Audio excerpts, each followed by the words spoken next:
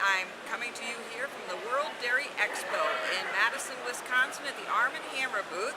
And with me, I'm speaking to a nutritionist today. And Dr. Bascom, can you give me your name, please? I'm Scott Bascom. And tell me a little bit about yourself, what you do. I'm a dairy nutritionist. I work with dairy producers in northern Illinois and southern and central Wisconsin. And I have lived in Wisconsin for 5 years.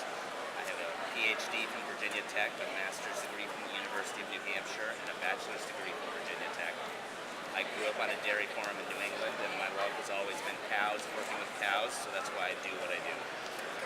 Well, let's talk about the trends that we've seen recently as far as your clients' dairy's milk fat production in particular, because we've been seeing some issues with that.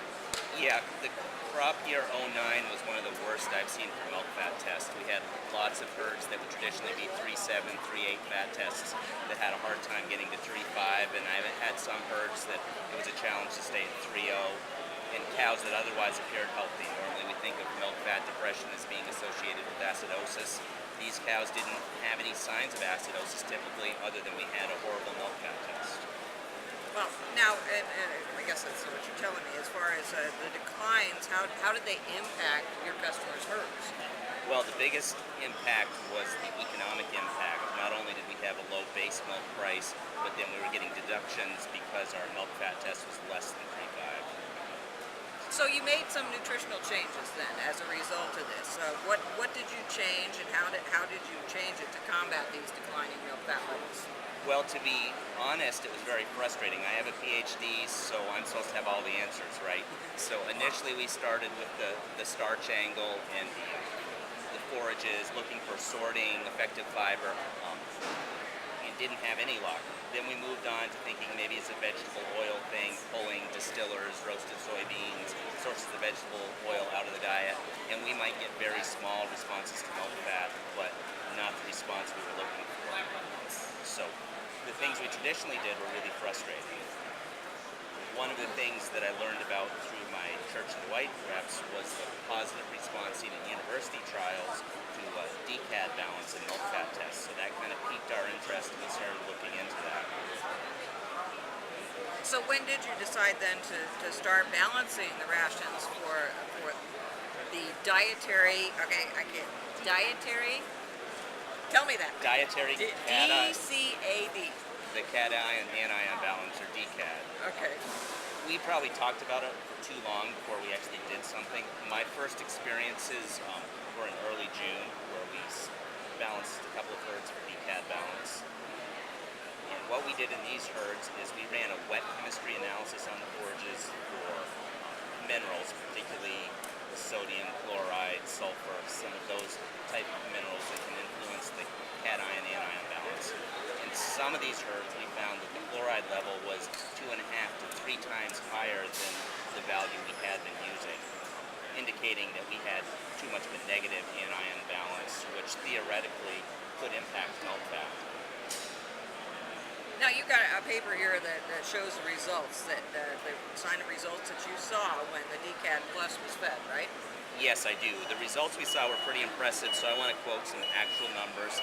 In one farm in mid-May to early June, we were struggling to get to a 3.5 fat test. We averaged 3.47 for the second half of May, with lows of 3.39, and occasionally we'd get to a little over 3.5. It was about the 5th of June when we put a new diet in place, balanced for DCAD. Between the 5th and the 19th, we averaged 3.68 in this herd, with some days a little bit over 3.7. So in a very short period of time, we saw a response.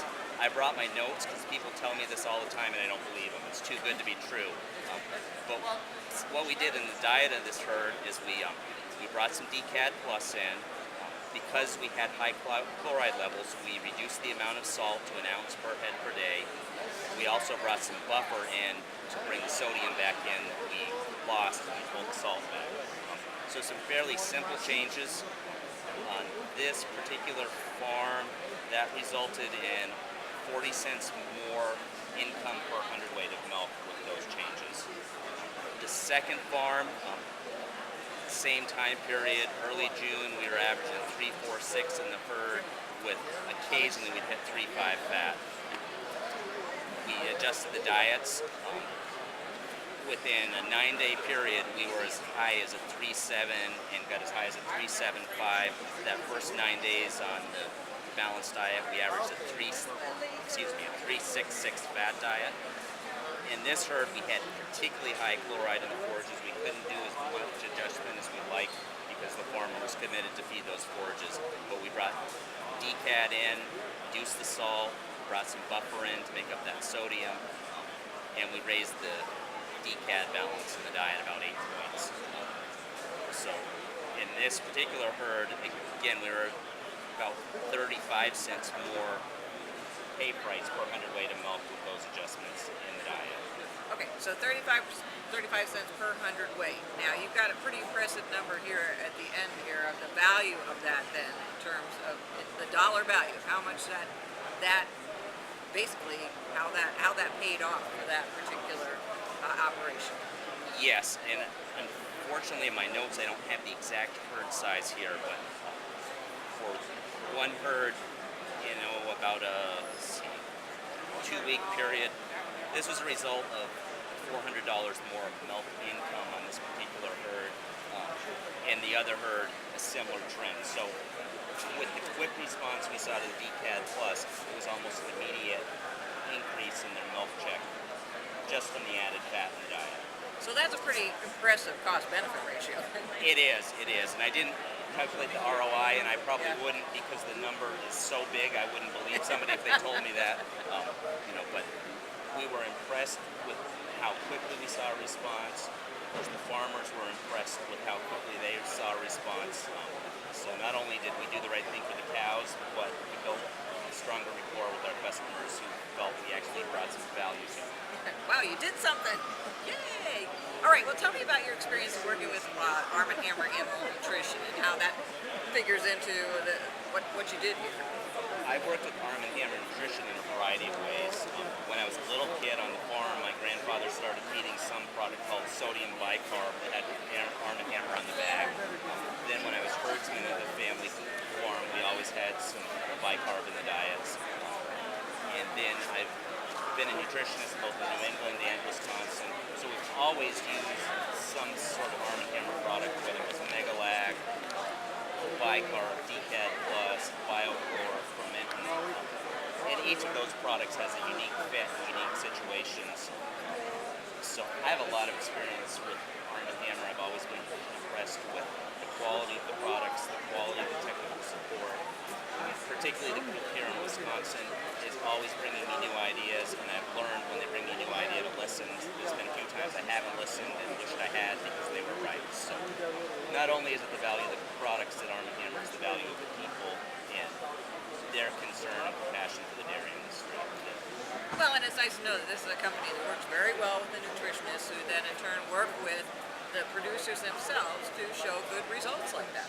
Yeah, that's essential in this competitive business. We need partners that cover all those areas. Some companies out there are just focused on one or two things, a lower price, or maybe a lot of marketing splash. Arm Hammer just has a lot of depth.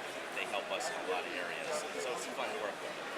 Very good. Well, thank you very much here at World Dairy Expo at the Arm Hammer booth. I'm Cindy Zimmerman reporting.